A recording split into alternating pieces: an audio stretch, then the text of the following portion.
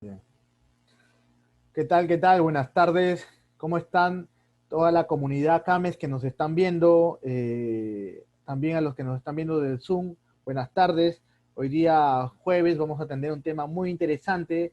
Los que se van conectando en el Facebook Live, les voy diciendo que hoy día vamos a continuar con el curso de fusiones y adquisiciones y vamos a hablar sobre un tema clave, realmente interesante, que es negociaciones corporativas, ¿no?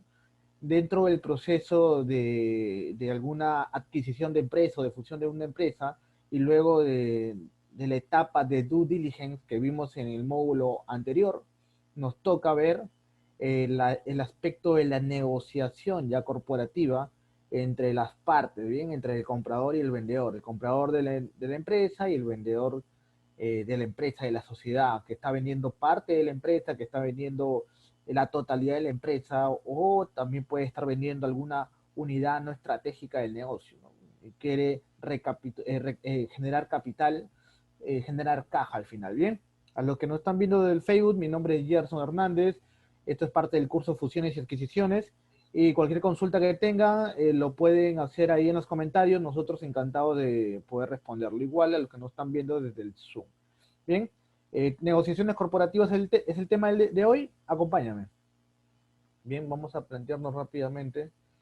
Eh, ya habíamos hablado, esto es como una recapitulación de la clase anterior sobre la due diligence, el proceso de due diligence, el desarrollo de una due diligence, y ahí es donde entra la negociación, donde lo que vamos a hablar el día de hoy. Luego de haber identificado los riesgos y las contingencias de una operación de adquisición de una empresa, esas implicaciones nos van a ayudar a nosotros a negociar. Y ahí es donde viene lo que hemos hablado en todo este curso, sobre el concepto de valor, sobre la valoración de una empresa, sobre y cómo llegar a ese equilibrio, a ese precio final, a ese precio de cierre para vender una empresa.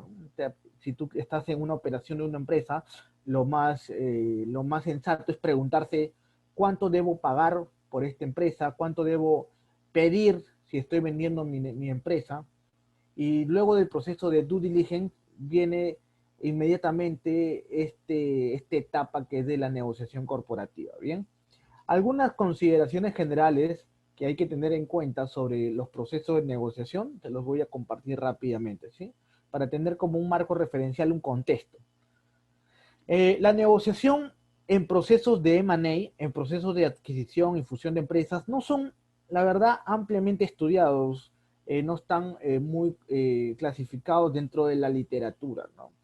Generalmente se le relacionan a procesos directivos, a procesos que la alta dirección de una empresa tiene que manejar, o en situaciones de conflicto también, o como parte de los roles de estos directivos. Bien, no se ha considerado mucho tiempo como algo adicional a su rol directivo.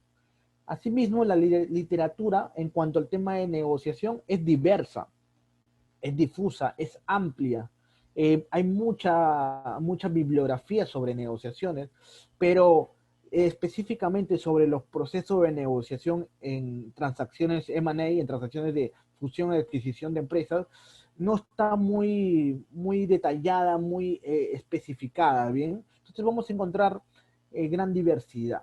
En otros tópicos, la negociación viene relacionada al poder de las personas, a la influencia que tienen estas personas y también a temas políticos. Bien, la negociación está relacionada generalmente a esos tópicos: poder, influencia, política o, como se ha visto en los últimos años, también al liderazgo de las personas. Bien. Y por último, las negociaciones en procesos de M&A y en procesos de fusión o adquisición de empresas son tratados como procesos directivos formalizados podríamos decirlo, a un nivel interorganizacional. Así es como se ha venido viendo. ¿Qué me refiero a nivel interorganizacional? Es decir, entre empresas, ¿bien? Entre organizaciones. Sin embargo, vamos a descubrir el día de hoy que en un proceso de negociación de M&A, de fusión o adquisición de empresas, hay varias partes implicadas dentro de este proceso y que tienen una influencia de menor a mayor grado de acuerdo el puesto, de acuerdo a la contribución que tiene en el proceso de negociación. Bien, continuemos. Ahora, te voy a explicar rápidamente cuáles son las características de los procesos de negociación en las operaciones de M&A. Vuelvo a decir que M&A es las siglas en inglés para fusión y adquisición de empresas. Bien, hay dos niveles que debes conocer. Primero hay dentro de los niveles organizativos en un proceso de negociación. Esto se da en todas las empresas, ¿bien? En todos los sistemas organizacionales. Tenemos un nivel interpersonal. Hablamos de negociaciones de tú a tú. En una empresa podríamos hablar de dos colaboradores de una misma área. Bien, de dos colaboradores de una misma área. Imaginemos el área de marketing, donde tenemos en el área de marketing de estrategia digital, tenemos al community manager que se encarga de las redes sociales y también tenemos al diseñador, por ejemplo, ¿no? Están en la misma área, están en mismos niveles y ahí hay un nivel interpersonal de negociación. Luego tenemos niveles intergrupo. Intergrupo se puede especificar como negociaciones o llegar a puntos de acuerdo entre diferentes áreas de la empresa. Por ejemplo, cuando el área comercial de una empresa quiere lanzar una promoción, quiere lanzar un descuento y el área financiera, o sea, el departamento financiero observa esa estrategia porque tal vez el descuento es tan grande que afecta los márgenes de rentabilidad. Entonces ahí hablamos de negociaciones intergrupo, entre áreas diferentes de una misma empresa. Y después tenemos los niveles interorganizativos, que muchas veces se ha incluido solo a ese nivel a las fusiones y adquisiciones de empresas. En niveles interorganizativos hablamos de altos directivos, de los dueños de negocio, de los propietarios de la empresa, que están negociando este proceso de adquisición o fusión. Sin embargo, lo que ha dejado mucho tiempo la literatura a un costado es que en un proceso de adquisición o fusión de una empresa, todos estos niveles están implicados en el proceso, todos estos niveles. Ya lo hemos visto en el módulo anterior, en el proceso de due diligence, en cuanto la empresa aceptaba empezar un proceso de due diligence, iba a iniciar una investigación, un análisis riguroso del área comercial, del área financiero, del área medioambiental, del área legal, del área laboral, de los sistemas informáticos. Iba a hacer un análisis completo de la información. Y dígame, ¿quiénes son los que van a brindar esta información? ¿Los altos directivos? No, ¿verdad? Los que van a brindar esta información son los colaboradores, los puestos medios, las jefaturas. Entonces, tenemos que, si estamos dentro de un proceso de M&A o asesorando a una empresa que está iniciando un proceso de adquisición o fusión de empresas, tiene que saber que el nivel de negociación involucra a diferentes niveles dentro de nuestra empresa, no solo a la alta dirección, no solo a los propietarios, a la gerencia general, también vuelvo a recalcar a los puestos medios y a los colaboradores, ¿bien? Luego tenemos los tipos de negociación. Es algo muy interesante esto, ¿bien? La orientación motivacional y las tendencias a la acción también pueden perfilar la forma en cómo se negocia un proceso de adquisición. Es decir, ¿qué motiva a la parte a adquirir una empresa? ¿Qué es lo que está motivando a esa persona a adquirir las acciones que yo estoy vendiendo? ¿O qué me motiva a mí a fusionarme con una empresa de mi mismo rubro? Imagínate que volvemos a los temas anteriores, soy un restaurante de 5 locales y me voy a fusionar con otro restaurante que tiene también 5 locales. ¿Cuál es mi motivo? Uno de los motivos, como ya lo hemos hablado, es generar sinergias. Una sinergia es que vamos a tener mayor participación de mercado, vamos a tener una marca mucho más consolidada, vamos a tener más locales, una mayor expansión a nivel territorial, etcétera. ¿Bien? La orientación motivacional influye en la forma en cómo negociamos. Luego, las creencias sobre la legitimidad de la otra parte. La legitimidad significa la credibilidad. ¿Qué tan legítimo es la otra parte? Es decir, imaginemos, tú estás negociando con una parte que tiene unos antecedentes de estafa, unos antecedentes negativos, unos antecedentes que manchan su reputación. ¿Cuál sería tu creencia con respecto a esa parte?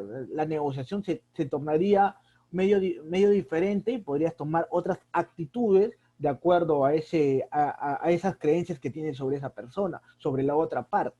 ¿Bien? ¿Te das cuenta cómo influye esos aspectos también? Lo siguiente es los sentimientos de confianza hacia la otra parte. Una cosa es lo que tú crees sobre lo legítimo de la propuesta de la otra parte y otra cosa es los sentimientos que eso te genera. Bien, y los sentimientos que eso te genera va a depender de las personas, o sea, de la clase de persona que eres. Hay personas que posiblemente no les interesa negociar con una persona que tiene tal vez un historial de estafa, por ejemplo. No les importa. Pero hay otro tipo de personas que sí esto tal vez les genera una aversión, les genera un sentimiento de rechazo. Por ejemplo, hace unos días vi algo muy interesante en el Facebook, salía una empresa, una publicidad de una empresa que se dedicaba a la seguridad de cerraduras, de puertas, de casas, y el gerente de esa empresa explicaba en el video las características, las ventajas competitivas, los diferenciadores de su negocio y por qué debías escogerlo. Y uno de sus diferenciadores, y lo que más me llamó la atención, y creo que a todos los que vieron ese video, es que él mencionaba que tenía una amplia experiencia como ex choro. O sea, él había sido un ratero, una persona que robaba casas hace muchos años y robaba casas a nivel internacional, ¿no? Y con esta experiencia se estaba lanzando el negocio de seguridad, ¿no? Entonces, tal vez a muchas personas, y lo vi cuando lo puse en los comentarios, mucha gente, eso le pareció un poco cómico, pero también algunas personas tal vez no les interesa y que tenga ese historial pasado y lo que más le interesa es que esa experiencia le ayude a tener mayor seguridad en su hogar, ¿no? Otras personas tal vez no le van a tomar en cuenta porque no lo consideran parte de sus valores, ¿bien? Entonces los sentimientos van a depender de la persona, ¿bien? Y por último, los sentimientos de amistad, hostilidad hacia la otra parte. Por ejemplo, esto se ve en adquisiciones hostiles, ¿bien? Luego de ese tipo de variables, los tipos de negociación que generan los tipos de personas, las creencias, la motivación, los sentimientos, nos da dos tipos de negociaciones. Tenemos, por un lado, las negociaciones competitivas, o también llamado en estos procesos de M&A, las adquisiciones hostiles. Y por otro lado, tenemos las negociaciones cooperativas, o también llamado adquisiciones amigables, adquisiciones friendly, ¿no? Prácticamente amistosas, ¿no? Adquisiciones hostiles se refiere generalmente cuando hay algún proceso judicial, hay una serie de litigios que tenemos que adquirir la empresa rápidamente. Voy a contar una historia de una adquisición hostil. Por ejemplo, en los años 80 hubo un proceso de adquisición hostil del grupo Romero, del Lobo, el Zorro Romero, el Romero Seminario, cuando adquiere hostilmente las acciones del BCP. Antes, al día de hoy todos pensamos que el BCP es el Grupo Romero, pero el Grupo Romero es solo dueña de un porcentaje que no pasa el 17% de las acciones totales de la empresa.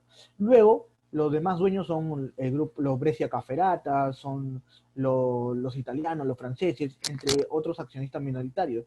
En ese tiempo, los dueños operativos, lo que gestionaban, controlaban el negocio del BCP, eran las sociedades italianas, francesas y el grupo Brescia Caferata, de los Breca. Entonces, ellos a través de una unión con los accionistas minoritarios llamaron a una junta extraordinaria de accionistas y promovieron una adquisición hostil. Se unieron para sacar a los otros accionistas del control operativo, no del accionariado, no de la sociedad de socios, sino del control operativo de la junta directiva, del directorio, ¿bien? Entonces, eso es una adquisición hostil, por así decirlo, un ejemplo, ¿no? Y por otro lado tenemos a las negociaciones colaborativas, cooperativas, en donde según la experiencia empírica, según los datos empíricos que tenemos, son las negociaciones que tienen una tasa de éxito mayor.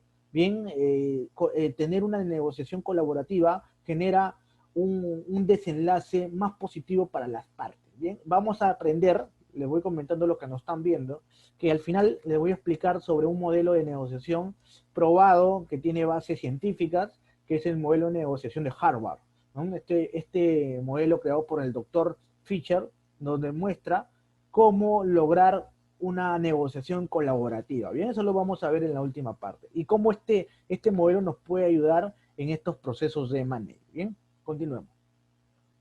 Etapas del proceso de negociación dentro de una adquisición o fusión de empresas. ¿Bien? Es la estructura de este proceso, pero analizado desde la perspectiva de la empresa promotora. ¿Bien? ¿Qué me refiero con la empresa promotora? Ya lo hemos mencionado, es la empresa que está buscando que se logre la transacción, por decir, si tú eres la empresa que quiere adquirir a una empresa, no eres la empresa que va a ser adquirida, sino la empresa que va a comprar, bien, desde el punto de vista del comprador. Recuerda que en un proceso de adquisición de empresa es el comprador quien inicia un proceso de due diligence, ¿bien? El proceso de la debida diligencia. Para los que nos están escuchando recientemente en el Facebook, due diligence significa debida diligencia, la debida investigación, el debido análisis de la información de la empresa. Pero siempre va a haber una simetría de información, ¿bien? ¿Qué significa? Que obviamente los dueños del negocio son los que más saben. Es decir, el vendedor siempre va a saber más que el comprador, ¿cierto? El vendedor de un negocio, de un producto, siempre va a saber mucho más del producto que el que está comprando.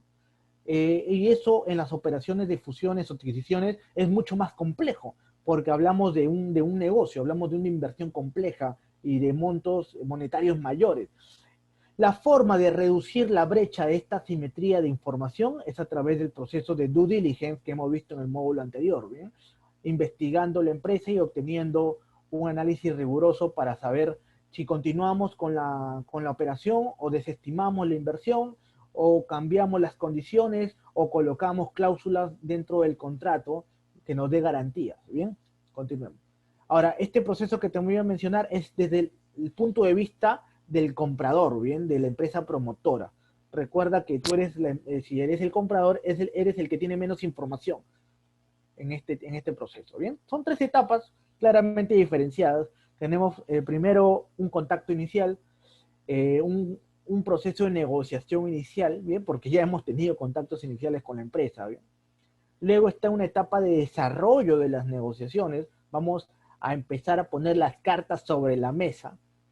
Y luego tenemos ya un cierre e implementación e integración, ¿bien? De la adquisición, la fusión. Recuerda en los módulos anteriores que hablábamos sobre los tipos de adquisiciones o fusiones. Hay las fusiones puras, las fusiones mixtas, la fusión por absorción, o la adquisición para que la empresa se vuelva parte de la empresa compradora, o para que continúe con su misma esencia. Diferentes tipos de adquisiciones y fusiones. ¿Bien? Continuemos. Esto es un proceso de contacto inicial con la empresa target. La empresa target no es la empresa, la promotora, ¿bien? Es la otra parte, es la empresa que se está adquiriendo, es la empresa candidata, la empresa seleccionada, la empresa target, ¿bien? Primero tenemos que establecer una agenda de trabajo de la reunión. Tenemos que tener marcado una disciplina de reuniones, ¿bien? Porque estamos hablando de una operación importante, significativa en términos monetarios y significativa en términos sociales, porque vamos a afectar, impactar en muchas personas que trabajan dentro de esta empresa. Luego, los directivos de ambas empresas que han mantenido con anterioridad relaciones personales, comerciales, y se necesita que estos directivos estén presentes en la reunión. Eso es muy importante, porque volvemos al tema inicial, las relaciones de amistad, los sentimientos de amistad, de confianza, las creencias sobre la otra parte, influyen en la negociación que se tiene. Es por eso que si hay directivos que se conocen, que han tenido relaciones comerciales anteriormente, es importante que estén ahí. Y si no existe este tipo de directivos, se requiere un intermediario. ¿Bien? Se requiere un intermediario porque nos va a ayudar a manejar el proceso de la negociación. Sí o sí se requiere. O sea, créeme que el beneficio que genera tener un intermediario que guíe la negociación es mucho más grande que el costo de pagarlo. ¿Bien? Es mucho más grande. Y luego, en ese contacto inicial, todavía no hablamos de precio, todavía no hablamos de contratos, bien, todavía no hablamos de nada. Lo que tenemos que hacer es destacar las ventajas derivadas de la actuación conjunta. O sea, ¿por qué debemos fusionarnos? ¿Por qué mi empresa tendría que adquirirte y por qué tú deberías aceptar mi propuesta? ¿Por qué? Porque vamos a ser más grandes, vamos a dominar el mercado, vamos a generar más sinergias, vamos a generar más valor al cliente. O sea, porque tienes que destacar tu propuesta de valor y que va a ser, esa propuesta de valor va a generar unos beneficios derivados. ¿Bien? Como lo menciona el profesor Cook, él nos dice una frase muy interesante, que es un investigador de fusiones y adquisiciones de Estados Unidos, nos dice, usted tendrá que vender primero las excelencias de su empresa y luego sus intenciones acerca de la adquisición. Es decir, no te puedes sentar en una mesa de reuniones, en un proceso de M&A, a poner una carta sobre la mesa y decir que quieres adquirir sin más preámbulos. Eso lo que va a generar es una reacción, te vas a mostrar como una persona apresurada, que no respeta los procesos, te puedes mostrar como una persona empírica, ¿bien? Dentro de estos procesos. Entonces tienes que vender las excelencias. El módulo pasado estuve hablando sobre cómo Barbarian decidió ser adquirida por Bacchus, o sea, cómo fue el proceso. Y uno de esos elementos clave que influenciaron en los socios para que acepten ser adquiridos por Bacchus, por Invet, que es la dueña de Bacchus, es que ellos viajaron a Colombia a visitar las instalaciones de otra empresa muy parecida a ellos, pero del mercado colombiano, que también fue adquirida por Invet.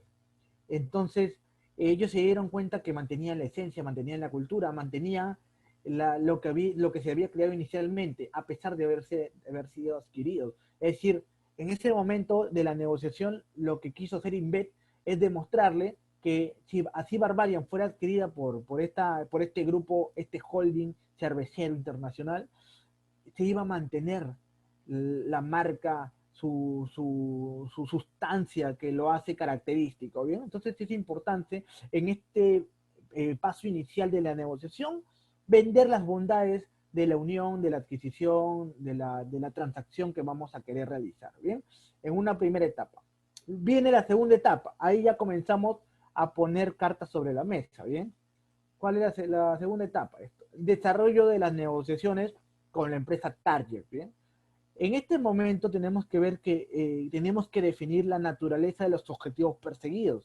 ¿Cuál es el objetivo que estamos buscando? Y tiene que quedar claro para ambas partes, ¿bien? Por las empresas afectadas.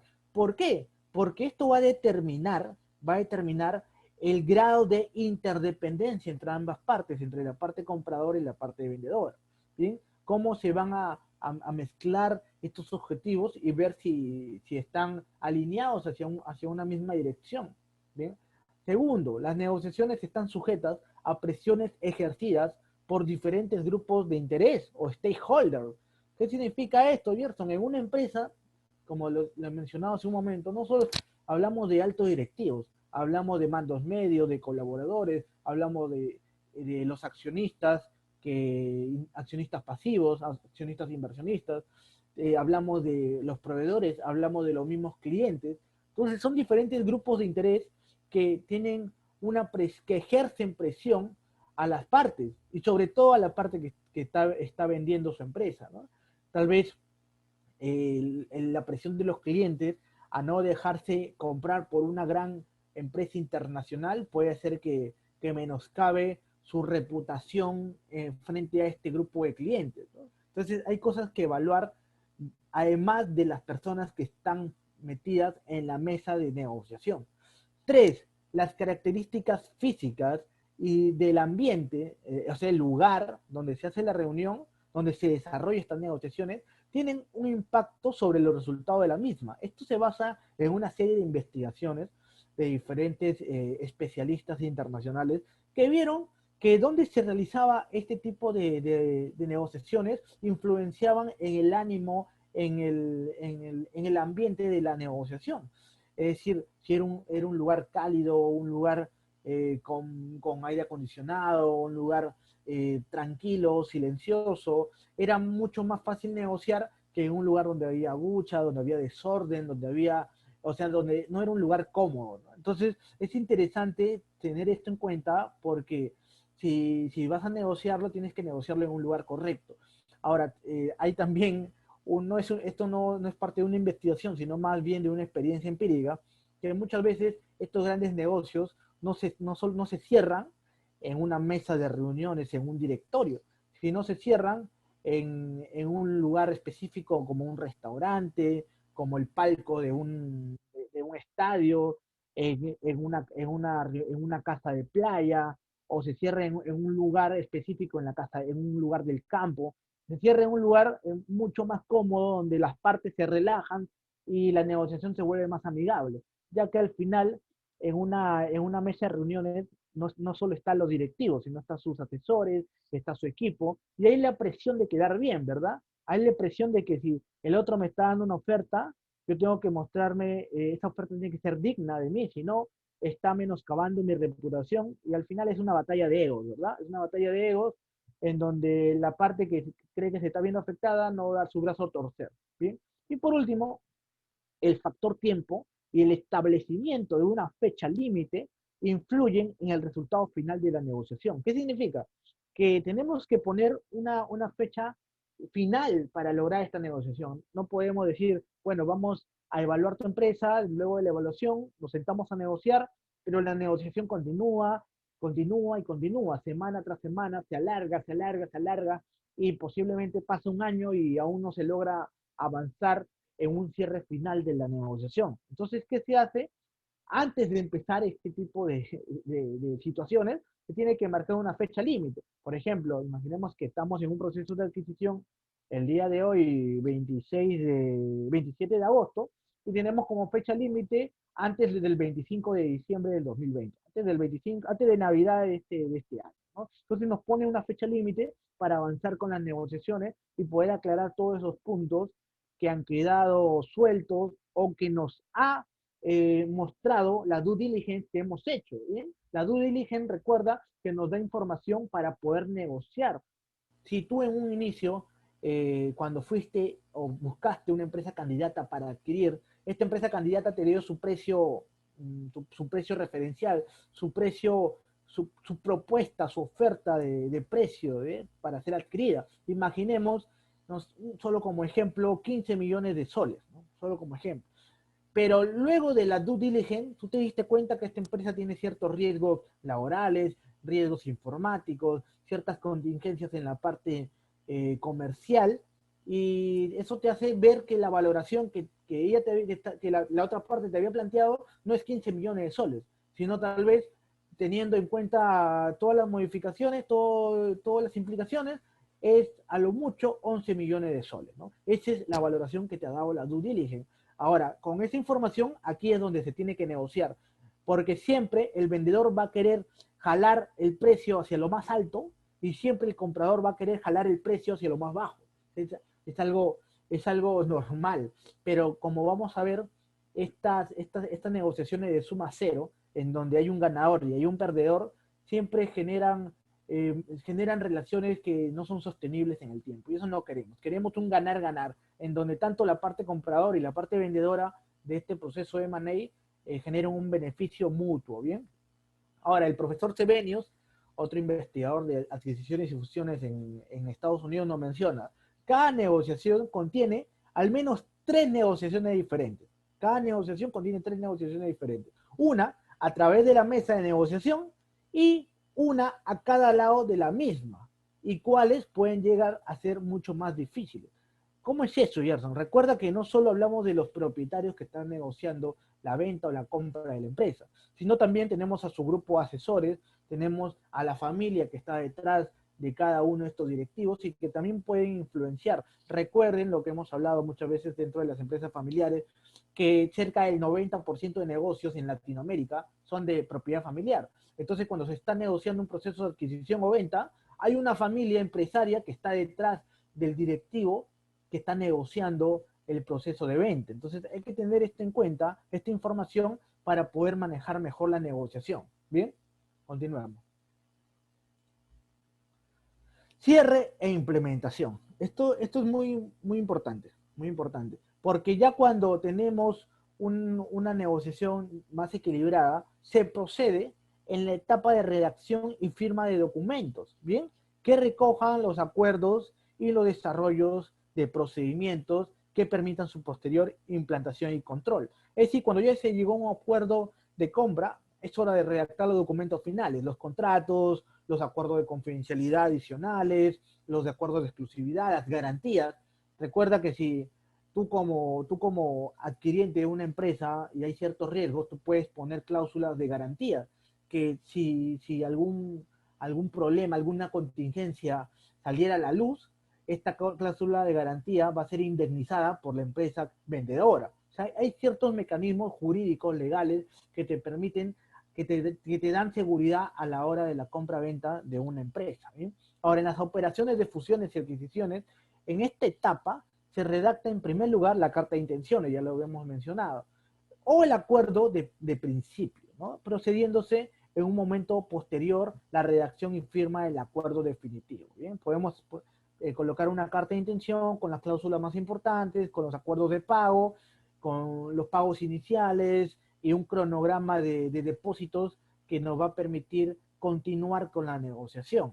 Bien, el profesor James Flow nos menciona algo importantísimo. Cuando eliminas todos los malabares legales y financieros, una adquisición es básicamente un acuerdo entre dos partes. Eso es lo básico. O sea, sacando el tema de los contratos, sacando el tema de la valoración de empresas, la due diligence, es un acuerdo entre dos propietarios de un negocio, entre un propietario comprador y un propietario vendedor. Y si ellos no pueden ponerse de acuerdo, la operación no se va a realizar. ¿Bien? Y la forma de alcanzar ese acuerdo es negociando. Se negocia. Pero recuerda, hay dos tipos de negociaciones. Tenemos una negociación competitiva y una negociación colaborativa. Lo que buscamos a través del módulo del día de hoy es que tú vayas por el camino de la negociación colaborativa, la negociación que genera un beneficio para ambas partes, mutuo para ambas partes. Bien, continuemos. Ahora te voy a explicar uno de los modelos de negociación que ha tenido mucho más éxito en la historia empresarial moderna, porque sus bases son científicas, ¿bien? El modelo de Harvard de negociación. Esto es realizado por el profesor Fisher, en donde nos menciona que en toda negociación hay 4 pilares que tú tienes que tener en cuenta. Estos 4 pilares son los siguientes. Primero, las personas. Los intereses. 2. 3. Las opciones. Y 4. Los criterios. ¿Qué significa esto? Estos 4 pilares tienen que estar, deben ser la base de tus negociaciones. Por ejemplo, las personas. Este pilar nos dice que en toda negociación tenemos que separar a las personas del problema. Porque si mezclamos los sentimientos, si mezclamos las emociones, si mezclamos las creencias que tenemos sobre una persona, no vamos a terminar de negociar, no vamos a terminar de resolver el problema. No nos estamos enfocando en el problema, nos estamos enfocando en la persona, en la otra parte. ¿Sí? Los intereses. Tenemos que saber la diferencia entre intereses y posiciones. Y tenemos que apostar, dirigirnos por intereses, no por posiciones. Las posiciones son, mi posición es no, y no voy a dar mi brazo a torcer. O mi posición es continuar y no voy a escuchar a nadie más. Eso es una posición. Es una posición, es un comportamiento derivado de lo que te genera una situación, ¿bien? Es un sentimiento que te genera una situación y no vas a dar tu brazo a torcer. Por ejemplo, con el ejemplo que vimos hace un momento sobre la persona que tiene su empresa de seguridad, que anteriormente fue una persona que robaba casas, tal vez tu posición es no trabajar con una persona de ese tipo y no vas a dar tu brazo a torcer. Esa es tu posición. Pero, ¿cuáles son tus intereses? Tus intereses pueden ser que quieras tener una casa más segura, que puedas querer tener mayor seguridad para tu familia, quieres cuando te vayas de viaje o cuando no estés en tu casa, tengas la tranquilidad de que no va a pasar nada. Entonces, tienes que enfocarte más en los intereses que en las posiciones, ¿bien? Pero para eso hay que evaluarse. Y muchas veces tenemos que bajar las revoluciones emocionales para lograr esa perspectiva más amplia, ¿bien? Tercero, las opciones. Se refiere a que tenemos que determinar entre las partes de la negociación opciones de mutuo beneficio.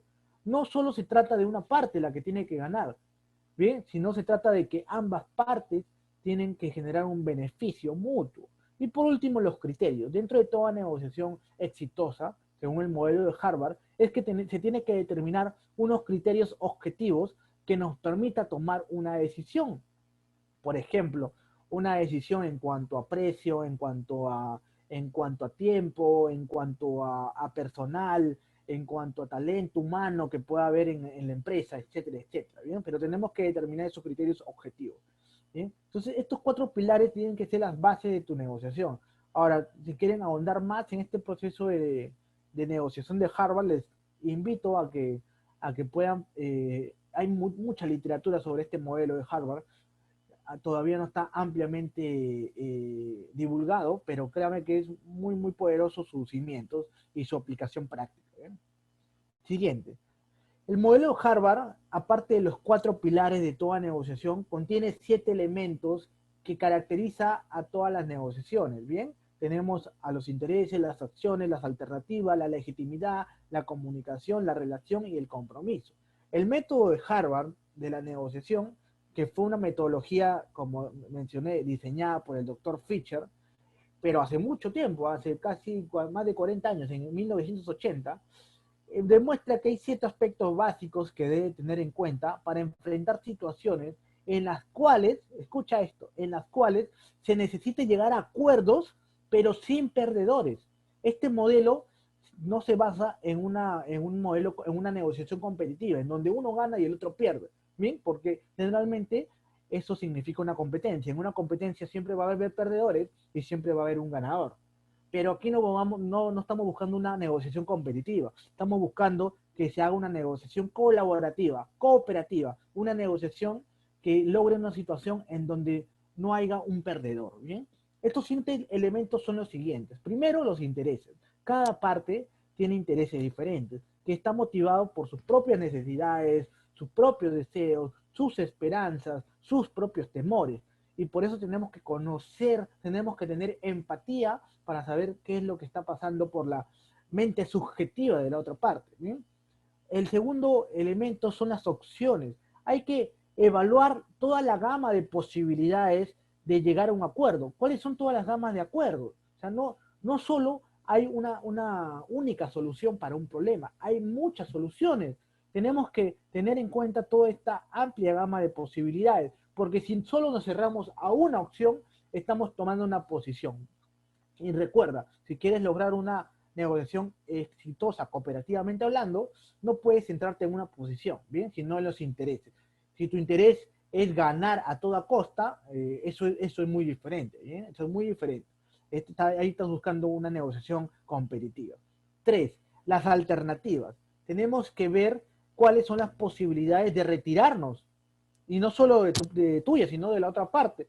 Si no se logra un acuerdo, tenemos que tener en cuenta esa posibilidad de levantarnos de la mesa de negociación y retirarnos amablemente, porque no queremos continuar. ¿Cuáles son esas opciones? ¿Cuál es ese límite por el cual no vas a seguir negociando? Por ejemplo, en los módulos anteriores, cuando hablábamos de valoración de empresa, hablábamos sobre los diferentes métodos de valoración y uno de ellos era el método contable, el método contable ajustado, que si bien al cabo tenía ciertas limitaciones porque no mostraba tal vez la realidad de la empresa, sino la realidad contable de la empresa, nos permitía definir un límite de cuánto sería lo mínimo que deberíamos pedir por la compra o venta de una empresa.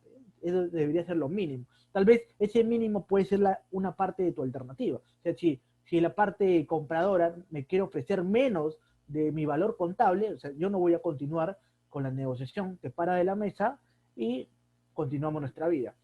El siguiente elemento, la legitimidad, es que hay que, en este tipo de negociaciones tenemos que argumentar, ¿bien? Sobre la base de criterios objetivos, no subjetivos. Subjetivos es propio. Criterios objetivos, hablamos de criterios que no tengan que ver con temas personales.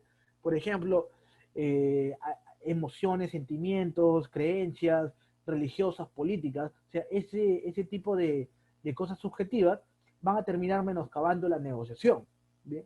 Siguiente, la comunicación tiene que ser en dos sentidos. Recuerda que la comunicación de las personas es una carretera de doble sentido, ¿bien? O sea, tanto como hablas, tienes que escuchar, porque si eres el único que habla, se vuelve un monólogo, y lo más importante de la comunicación es lo que no se dice, ¿bien? Es lo que no se dice. Recuerda que más del 70% de una comunicación es no hablada, es no lingüística, es a través del mismo tono de voz, a través de los movimientos del cuerpo, ¿bien? Entonces hay que tener en cuenta ese tipo de elementos dentro de una negociación. La relación, tenemos que buscar la mejor forma para lograr la capacidad de trabajar colaborativamente. Recuerda que es un ganar-ganar, no un ganar-perder, un perder-ganar. Y por último, un compromiso.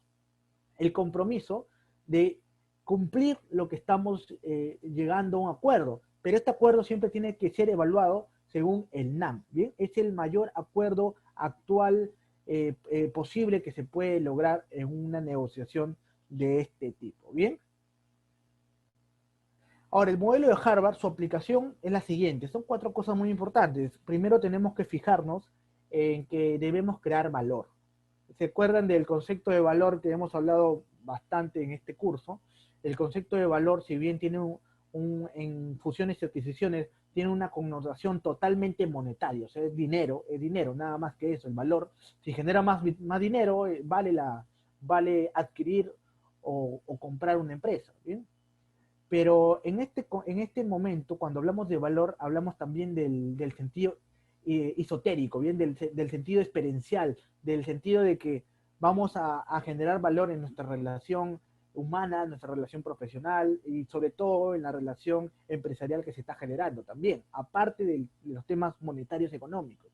Tenemos que saber qué vamos a generar a través de la combinación de recursos de ambas empresas al momento de adquirirla o fusionarlas, para satisfacer las necesidades mutuas. Volviendo al ejemplo de Barbarian con Invet, con Bacus, ¿cuál fue lo que llevó a los fundadores, qué fue lo que llevó a los fundadores a aceptar la adquisición de Bacus de Barbarian? Uno es que se iba a mantener la cultura, la esencia de la empresa, ¿bien? Esto satisfacía las necesidades de estos fundadores de Barbarian. ¿Y qué satisfacía las necesidades de este holding cervecero? Es que tal vez se empezaba a diversificar en una industria de cerveza artesanal que no tenía presencia todavía muy marcada en Perú, ¿bien? Luego está la clasificación de los intereses y por último la comunicación y la relación entre las partes, ¿bien?